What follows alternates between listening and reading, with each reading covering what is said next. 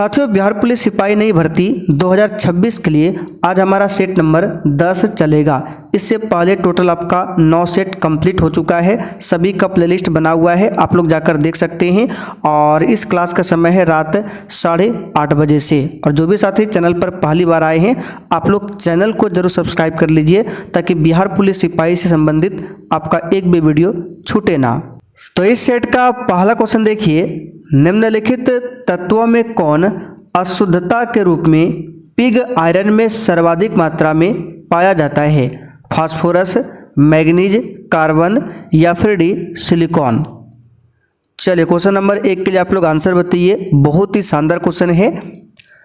तो यहाँ पर बताना है अशुद्धता के रूप में पिग आयरन में सबसे अधिक मात्रा में क्या पाया जाता है? तो कार्बन पाया जाता है। यहाँ पर सी ऑप्शन आपका सही जवाब है, कार्बन पाया जाता है।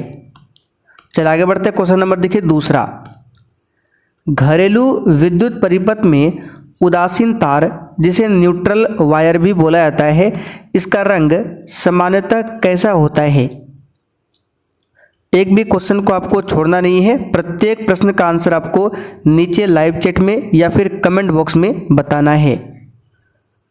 तो देखिए, घरेलू विद्युत परिपथ में जो न्यूट्रल वायर होता है उसका रंग काला होता है। कैसा होता है? काला। यहाँ पर सी ऑप्शन आपका सही जवाब है, काला।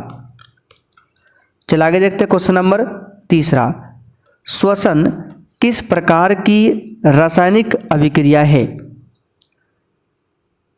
चलिए क्वेश्चन नंबर 3 के लिए आंसर बताइए। श्वसन किस प्रकार की रासायनिक अभिक्रिया है? तो इसको याद कर लीजिए, परीक्षा में आता है। ये ऊष्माक्षेपी अभिक्रिया का उदाहरण है श्वसन। ठीक है, ऊष्माक्षेपी।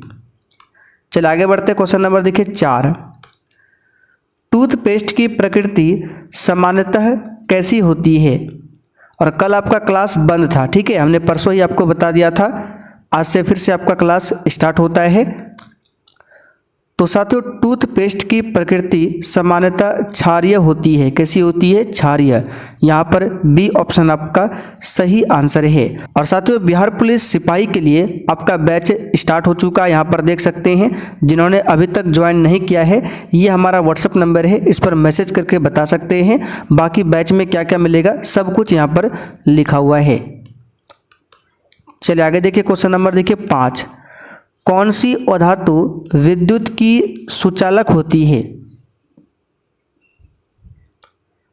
तो इसका सही जवाब है ग्रेफाइट। ये विद्युत की सुचालक होती है।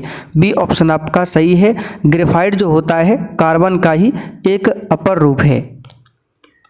आगे देखिए, सिरका जिसको विनेगर बोला जाता है, इसमें कौन सा अम्ल उपस्थित होता है? सिरका में बताइए।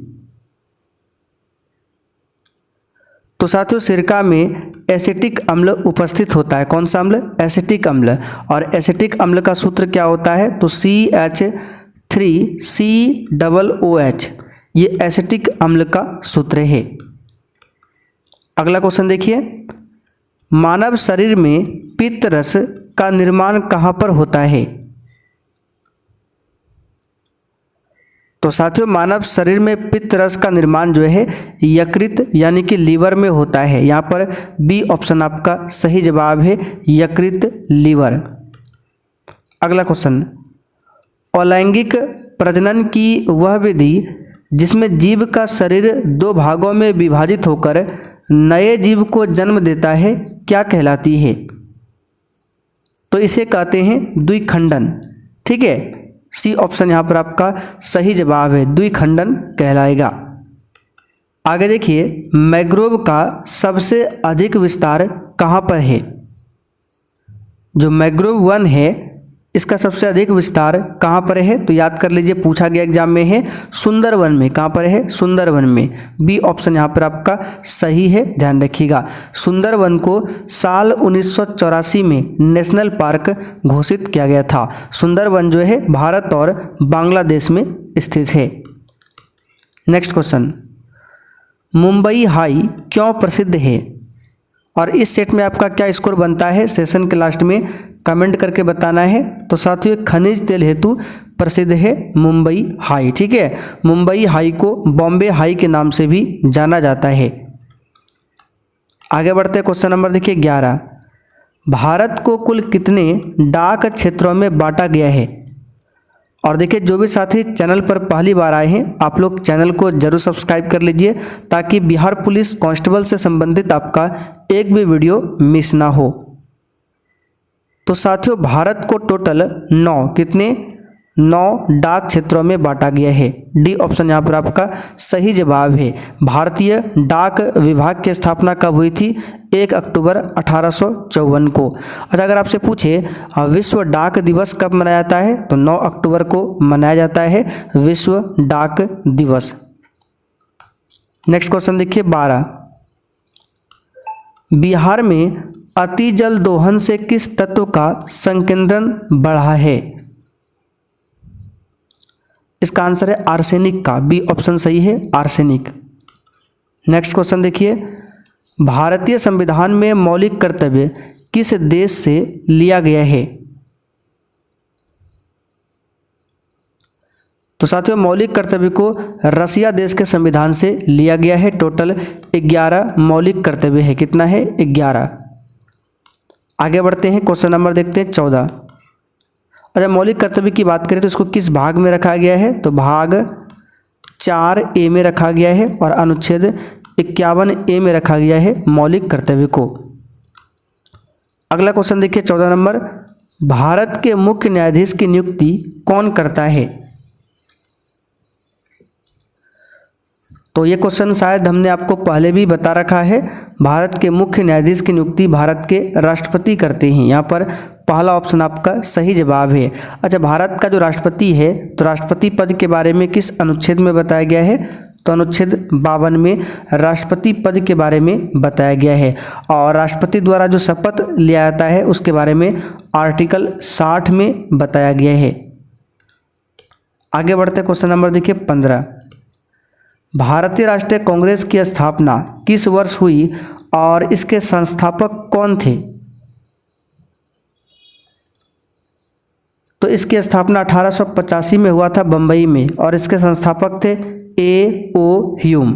और किसके समय में हुआ था ये स्थापित? तो याद रखिएगा लॉर्ड डफरिन।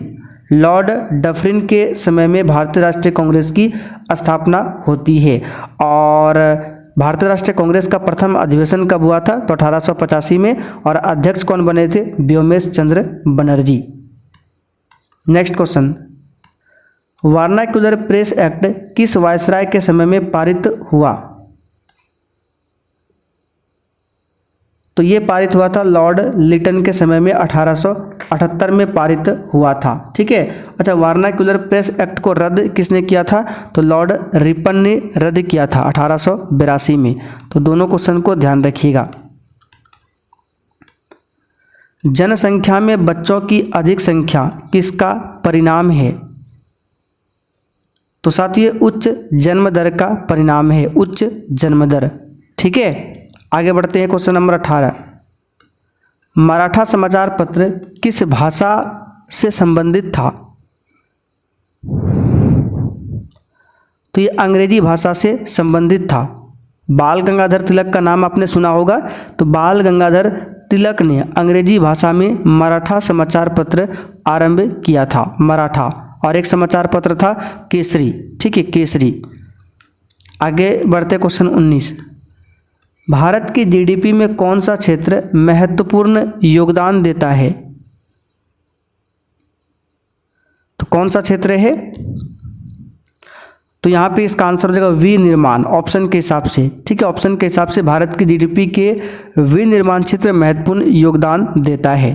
ठीक है, चलिए आगे बढ़ते हैं। क्वेश्चन नंबर देखिए 20।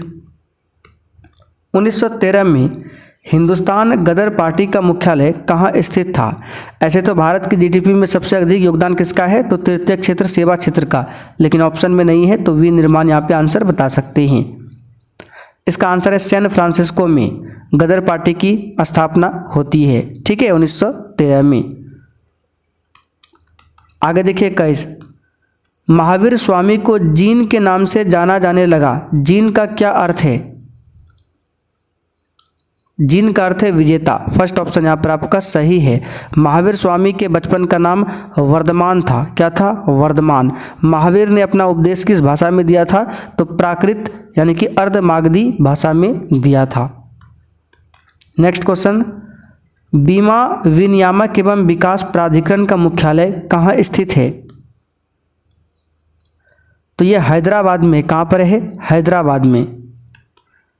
आगे देखते हैं, उस उच्च न्यायालय का नाम बताइए जिसका क्षेत्राधिकार अंडमान और निकोबार द्वीप समूह के केंद्र शासित प्रदेश पर है। तो किसके अंडर में आता है अंडमान निकोबार द्वीप समूह? तो ये कलकत्ता हाई कोर्ट के अंतर्गत चलता है। यहाँ पर फर्स्ट ऑप्शन आपका सही जवाब है। वर्तमान में भारत में टोटल 25 उच्च न्यायालय है, 25 उच्च न्यायालय है। अच्छा, एक उच्च न्यायालय है बम्बई हाई कोर्ट, ठीक है। तो बम्बई उच्च न्यायालय के अंतर्गत क्या क्या आता है? तो बम्बई उच्च न्यायालय के अंतर्गत महाराष्ट्र, गोवा, दादरा एवं नगर हवेली और दमन दीव आता है बम्बई हाई कोर्ट के अंतर्गत, ठीक है। उसी प्रकार कलकत्ता हाई कोर्ट के अंतर्गत आपका अंडमान निकोबार आता है। पंचायती राज संस्थाओं के अस्तित्व के लिए भारत की संसद द्वारा 73वां और 74वां संवैधानिक संशोधन कब पारित किया गया? तो ये दोनों 1992 में पारित हुआ था, लागू हुआ था अलग अलग, ठीक है। 73वां आपका संबंधित है पंचायती राज से और 74वां जो संबंधित है नगर पालिका से। आगे देखिए, संविधान हत्या दिवस कब मनाया जाता है? चलिए बताइए क्वेश्चन नंबर 26 के आंसर। संविधान हत्या दिवस कब मनाया जाता है? इसका आंसर है 25 जून को मनाया जाता है। अच्छा, संविधान दिवस कब मनाया जाता है? तो याद रखिएगा 26 नवंबर को। नेक्स्ट क्वेश्चन, आवर्त सारणी के दीर्घ रूप में उधातुओं को कहाँ रखा गया है? चलिए बताइएगा इस क्वेश्चन का आंसर क्या होगा? तो इसे पी ब्लॉक में रखा गया है उधातुओं को। बी ऑप्शन यहाँ पर आपका सही है, ठीक है, पी ब्लॉक में रखा गया है।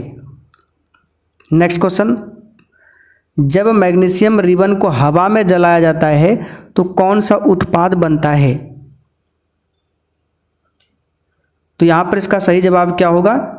कौन सा उत्पाद बनता है? तो बी वाला क्वेश्चन 28 नंबर क्वेश्चन का आंसर हो जाएगा बी ऑप्शन, मैग्नीशियम ऑक्साइड बनता है। नेक्स्ट क्वेश्चन, अम्लीय वर्षा का पीएच मान आमतौर पर कितना होता है? तो 5.6 से कम होता है अम्लीय वर्षा का पीएच मान। और अम्लीय वर्षा का कारण है SO2 और NO2, ये पूछा जाता है, इसे ध्यान रखिएगा। आगे देखिए, निम्नलिखित में से कौन सी धातु क्षार धातु है? तो साथियों सोडियम जो है ये क्षार धातु है। सोडियम संकेत होता है Na, परमाणु क्रमांक 11। आधुनिक आवर्त सारणी में तत्वों को किस आधार पर व्यवस्थित किया गया है? तो ये परमाणु संख्या के आधार पर व्यवस्थित किया गया है, परमाणु संख्या। आगे देखिए, मनुष्य में वृक्क यानी गुर्दे किस तंत्र का एक भाग है? तो ये उत्सर्जन तंत्र का भाग है, उत्सर्जन। नेक्स्ट क्वेश्चन, पुष्प के किस भाग में परागकण बनते हैं? बताइए तो पुष्प के किस भाग में परागकण बनते हैं? तो याद रखिएगा परागकोश में बनते हैं। यहाँ पर डी ऑप्शन आपका सही है। मॉन्टेस्क्यू ने कौन सी पुस्तक लिखी? बताइए इस क्वेश्चन का आंसर। तो मॉन्टेस्क्यू ने विधि की आत्मा नाम की पुस्तक को लिखा है। बी ऑप्शन आपका सही है। एक पुस्तक लिखा है और द स्पिरिट ऑफ लॉज, इसके भी लेखक कौन है? तो मॉन्टेस्क्यू है। और द सोशल कॉन्ट्रैक्ट पुस्तक के लेखक कौन है? तो रूसो। ये सब पुस्तक का नाम एग्जाम में पूछा जाता है, इसलिए हम आपको बता रहे हैं। दास कैपिटल पुस्तक के लेखक कौन है? Karl Marx. सुरक्षा परिषद में कितने अस्थायी सदस्य होते हैं? तो कई बार बता चुके हैं 10 अस्थायी और 5 अस्थायी सदस्य देश है। 5 अस्थायी सदस्य देश कौन कौन है? अमेरिका, रूस, ब्रिटेन, फ्रांस और चाइना। निम्नलिखित में से कौन सा खनिज मोनाजाइट रेत में निहित है? तो ये है थोरियम। क्या है? थोरियम। बिहार का कौन सा नगर रेशम उद्योग के लिए प्रसिद्ध रहा है? तो ये भागलपुर। ठीक है, भागलपुर। यहाँ पर डी ऑप्शन आपका सही है। भागलपुर को सिल्क सिटी के नाम से भी जाना जाता है। ये क्वेश्चन आ चुका है एग्जाम में। लोकतंत्र में शासन कौन करता है बताइए? तो जनता करता है। कौन करता है? जनता। आगे देखिए, मुख्य चुनाव आयुक्त का कार्यकाल क्या होता है? आखिरी क्वेश्चन है। तो 6 वर्ष या 65 वर्ष की आयु, जो भी पहले पूरा हो जाए। यहाँ पर पहला ऑप्शन आपका राइट है। तो साथियों, आज का सेट यहीं पर कंप्लीट हुआ। अब 40 में से आप कितने क्वेश्चन सही किए हैं आपको सेशन अभी बताना है कमेंट करके। और अगर आपको वन लाइनर जीके जीएस का नोट्स, क्लास का पीडीएफ आंसर के साथ में पिछले 10 से 12 साल का one liner question bank special Bihar GK GS का नोट्स, ये सब कुछ आपको बैच में मिलेगा। बैच स्टार्ट हो चुका है। ये हमारा व्हाट्सएप नंबर है, इस पर मैसेज करके आप लोग बता सकते हैं।